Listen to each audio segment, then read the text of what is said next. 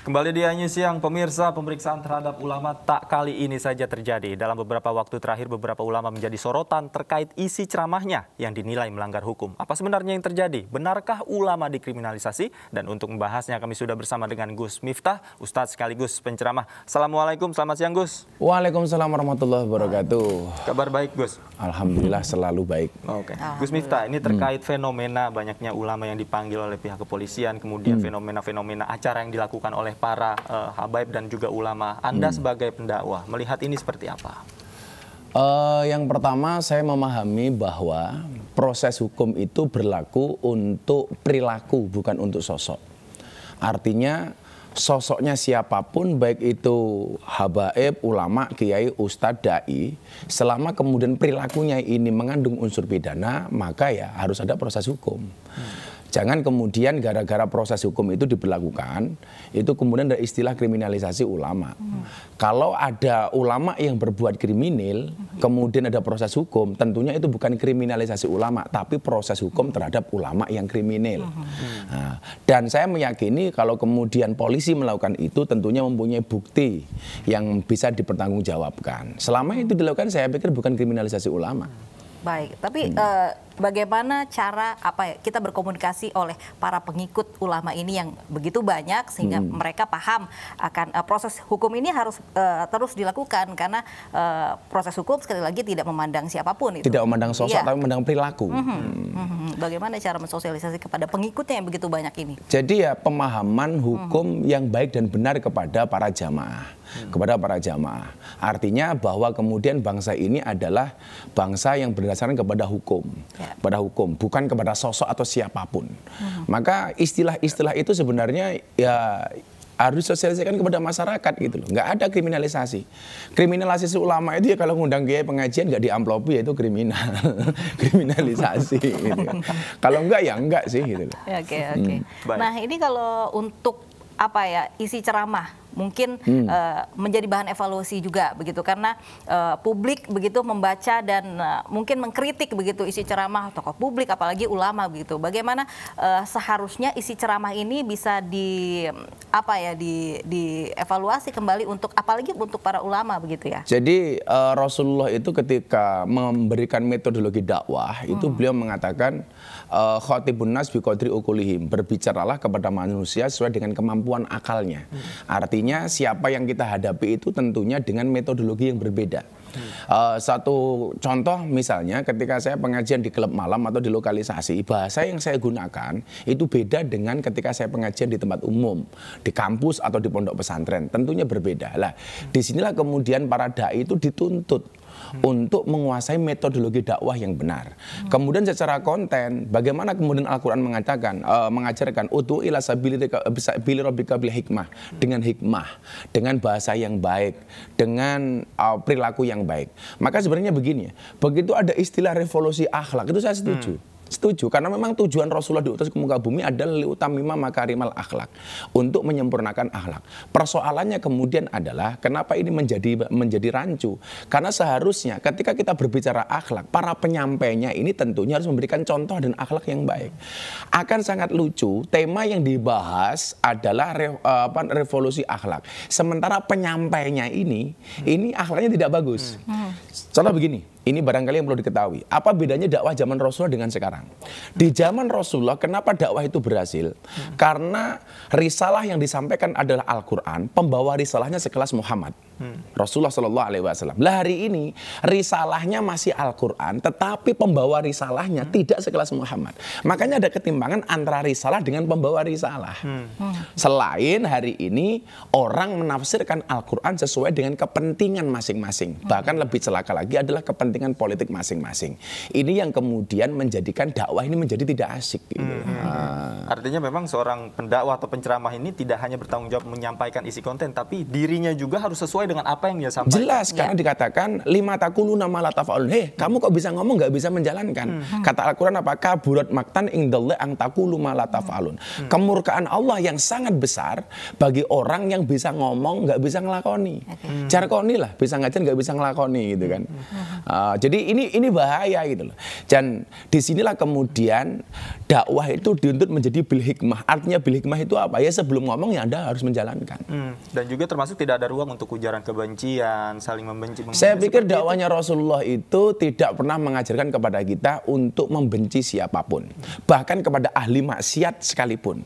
Maka dikatakan ketika kamu duduk bersama ahli maksiat, jangan pernah kamu bicarakan masa lalunya.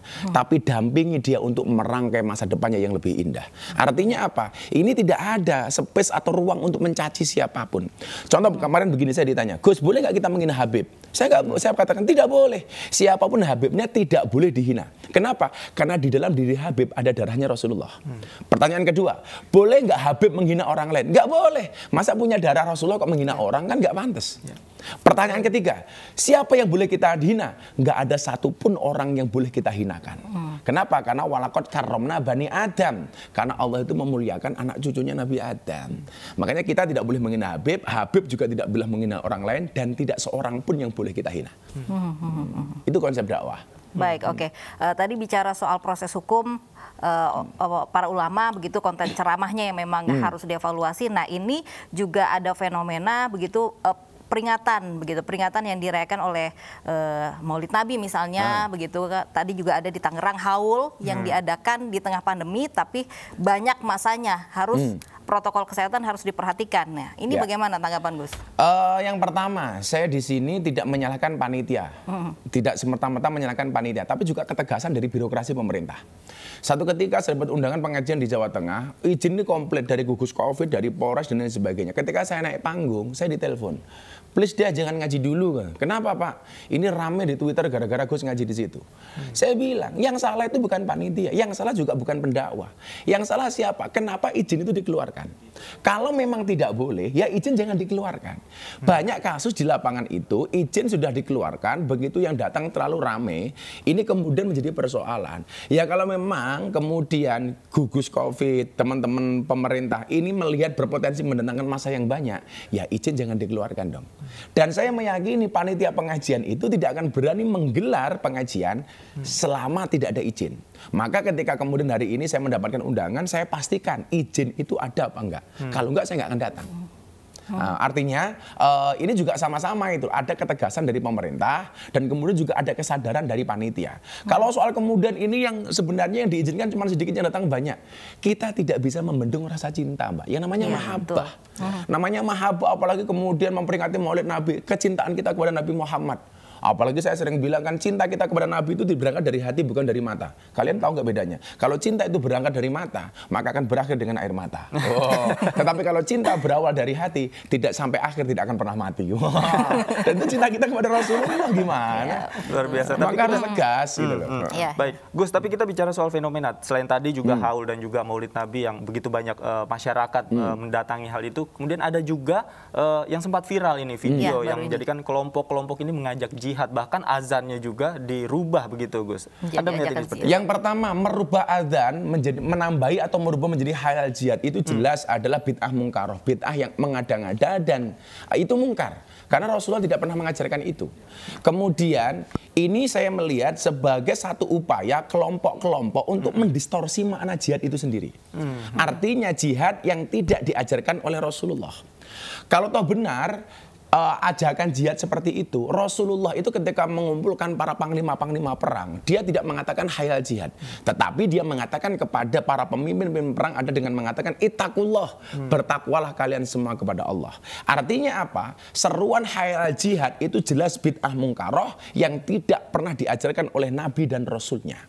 Dan kalau kemudian kita berbicara jihad, jihad hari ini yang paling elegan adalah asyadul jihad, jihadul hawa. Jihad yang paling berat itu adalah jihad melawan hawa nafsu. Itulah yang disebut dengan jihad akbar. Hari ini kalian berdua datang ke sini, kemudian Anda diniati sebagai mencari nafkah untuk tulang punggung keluarga, itu adalah jihad. Saat kita datang bekerja, kameramen datang ke sini bekerja, kemudian diniati untuk menafkahi anak istri di rumah, itu jihad. Artinya kalau kemudian gara-gara dia menjadi kameramen mati kesetrum, itu matinya fisabilillah. Maka bagi saya hari ini nggak menarik ngomong jihad fisabilillah itu, karena memang konteksnya seperti ini. Yang menarik jomblo fisabilillah. Tahu nggak kenapa jomblo fisabilillah? Orang yang jomblo itu kok hatinya senang terus. Kenapa? Karena di dalam hatinya ada Allah. Itu saja, Mas Jihan bisa bilang apaan itu loh. Artinya konteksnya sama sekali tidak pas dengan hari Tapi berarti nggak apa-apa jomblo asalkan ada Allah di hatinya. Iya, makanya namanya jomblo bisa bilang. Yang paling bahaya itu jomblo nawa itu. Jadi tiap tahun niatnya nikah tapi nggak pernah ada pasangan. Baik, ini masih soal ajakan jihad ini, tapi beberapa tanggapan yang katanya ini azan yang melafalkan jihad itu adalah sebuah aspirasi, begitu katanya. Karena mungkin melihatnya tidak bisa mengajak masyarakat dengan ceramah misalnya, tapi seakan-akan jadi dirubah sekarang azan jadi jihad begitu. Tanggapan Gus Miftah gimana? Azan itu kan dicontohkan oleh Nabi dan Rasulnya. Artinya redaksionalnya itu sudah pakem, baku. Sudah ada sejak zaman Nabi. Dari kalimat takbir sampai penutup itu semuanya sudah diajarkan. Yang saat itu mengumandangkan adzan pertama kali namanya Bilal bin Rabah. Maka hari ini kalau ada orang adzan dari Jumat disebut Bilal. Karena yang mengumandangkan pertama kali adalah Bilal bin Rabah. Dan yang perlu diketahui redaksional ini tidak bisa dirubah. Ini baku gitu loh. Apalagi kemudian kesannya ajakan khairal jihad itu provokatif gitu loh. Yang namanya jihad itu membela agama Allah. Untuk menegakkan agama Allah, mengembalikan ajaran Allah jauh dari kemusyrikan. Untuk menegakkan din itu, bukan untuk membela seseorang. Artinya kalau kemudian ajakan jihad itu hanya untuk membela seseorang, berarti sudah ada kultus dan Islam tidak mengajarkan pengkultusan kepada siapapun. Oke, baik. Gus Miftah, ini terakhir ini, apa pesan Gus Miftah kemudian kepada pendakwah, kemudian para jamaah jika memang fenomena ini membuat semakin masyarakat khususnya umat Islam ini menjadi semakin terbelah? Ada pesan apa? Saya selalu mengatakan bahwa dakwah itu adalah bukan untuk membuat dirinya terkenal, tapi untuk mengenalkan Allah kepada mereka yang belum kenal. Tentunya karena yang kita kenalkan Allah ini dengan cara yang baik. Saya selalu mengatakan, apakah kiai itu harus dicontoh? Apakah ulama itu harus dicontoh? Tidak. Karena ulama itu tugasnya bukan untuk dicontoh, tapi mengajak umat untuk mencontoh Kanjeng Nabi. Lah, barangkali ini hari ini yang justru sering ditanyakan kepada kita, Mas, begini. Bagaimana sih kita memposisikan seorang habaib? Ini yang hari ini sekarang ramai. Coba bedakan mana sosok, mana perilaku. Sosok seorang habaib selaku dzurriyyahnya Rasulullah itu harus dihormati. Tetapi perilakunya tidak harus ditaati. Maka kita boleh berbeda pendapat dengan habaib, tetapi kita tidak harus sama dengan dia. Contoh yang paling gampang begini, saya dalam beribadah mengikuti pendapatnya Imam Syafi'i. Padahal imam itu kan ada 4, Imam Syafi'i, Imam Hambali, Imam Hanafi, Imam Maliki. Begitu saya menggunakan pendapat Imam Syafi'i, bukan berarti saya membenci Imam Maliki. Saya menghormati beliau, saya mencintai beliau, tetapi saya berbeda pendapat dengan beliau karena saya menggunakan pendapat Imam Syafi'i. Hari ini katakanlah kita berbeda dengan habaib, itu boleh, tetapi jangan mengurangi rasa hormat kita kepada habaib. Ingat, al-hurmatu khairum minat ta'ah. Hormat itu harus lebih didahulukan daripada taat. Baik, artinya hormat harus didahulukan kepada taat. Menghormati adalah wajib, taat itu adalah pilihan.